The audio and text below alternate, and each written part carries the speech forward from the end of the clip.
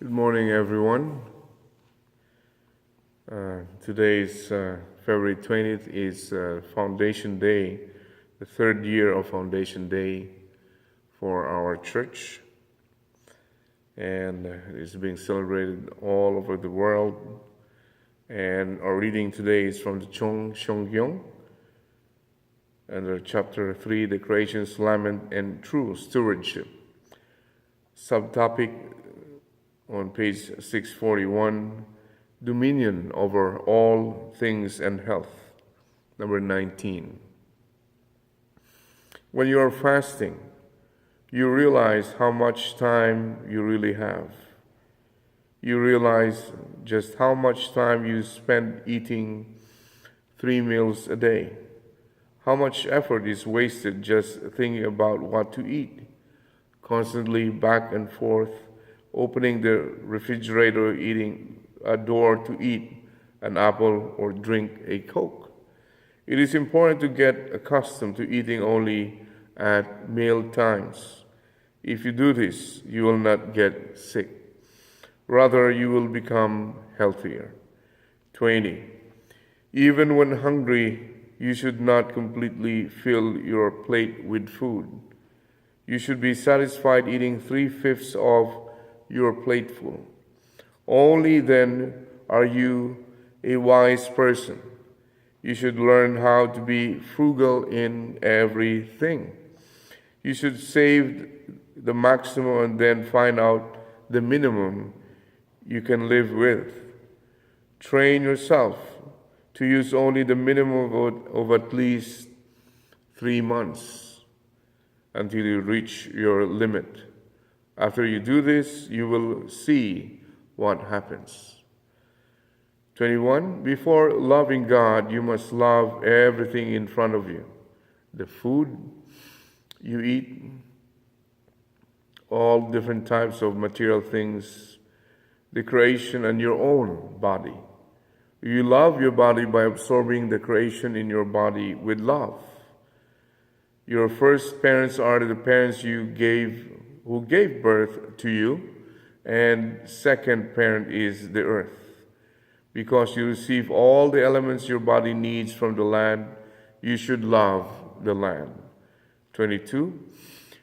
You have heard the saying that if you release animals and fish with love, your descendants will prosper. This is correct. If you live in your homeland, you don't catch local diseases. The saying, a body and the soul are not separable, means you walk on the land, breathe the air, eat the grains and vegetables, and drink the water. If you find 1, 2, or 3, 4, 6, 7, and even several hundred places just like your homeland, you can travel to those places during your lifetime. The time will come to make the whole world your own liberated homeland.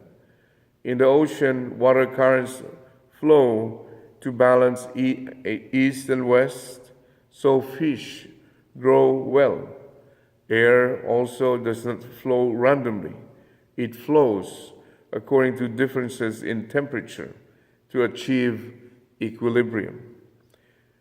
We too need to learn how to attain balance. For example, starting in primary school, we should learn how to care for plants and animals so they do not become extinct. When we learn this kind of balance and care for the natural world, it will be possible to achieve one unified world. 23. According to the principle, a completely mature person must be healthy, united in mind and body, and in harmony with God's heart and absolute value. No matter how strong your spirit, if your body is not healthy, you cannot be a sound person. Conversely, no matter how strong your body is, if your spirit is not correct, you cannot embody a completely mature person. Realizing this, you need to make constant effort to maintain proper unity between your mind and body. 24. All creation is precious, like God's fine, soft hair. Even those particles we pick up from touching objects or petting animals which mix with our bodies, sweat, and fall off, were once part of God. Likewise, if we love everything that we eat, we will not get sick. God created all things in the universe as object partners of His love. If you love the things God created as God loves them, consume them on behalf of God, and become people who reflect God's personality, then they will provide us with nutrition and keep us healthy. We are not meant to get sick and die. To avoid this, we must become one with God's love, life, and lineage. We need to become God's representatives. 25. How fortunate human beings are. We conduct an orchestra of love, and in accord with the rhythm of love, we live eating the animals and plants that maintain life in the universe. This means that we live off the fruits of love. Flowers and leaves are the fruits of love. How happy are we who eat these fruits?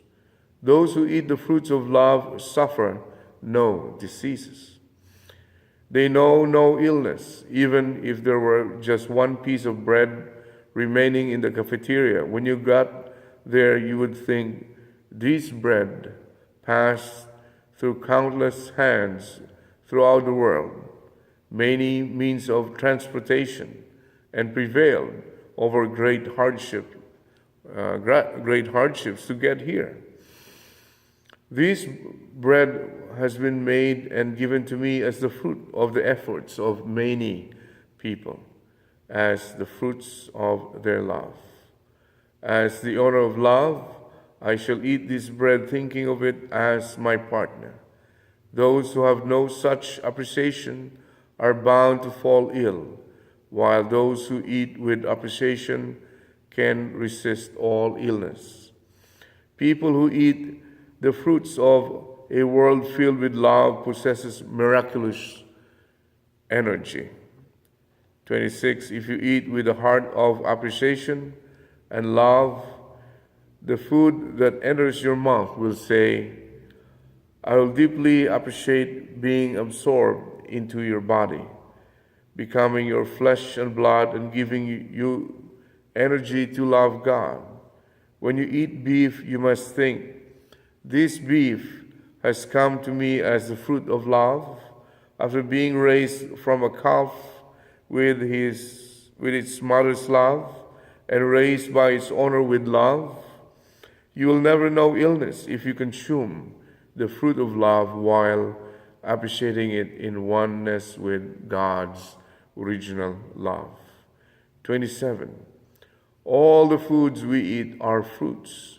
We are eating the fruits of the creation, the original bodies containing the seeds of beauty, the microcosm of all living things of beauty.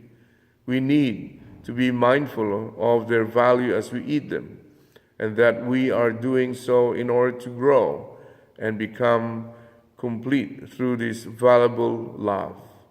If we eat with this attitude, there is no reason that we should fall ill.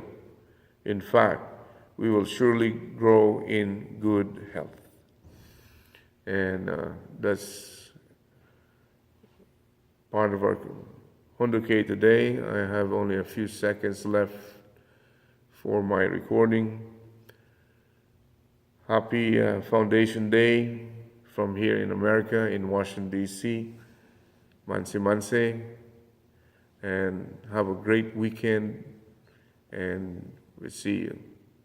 Bye-bye.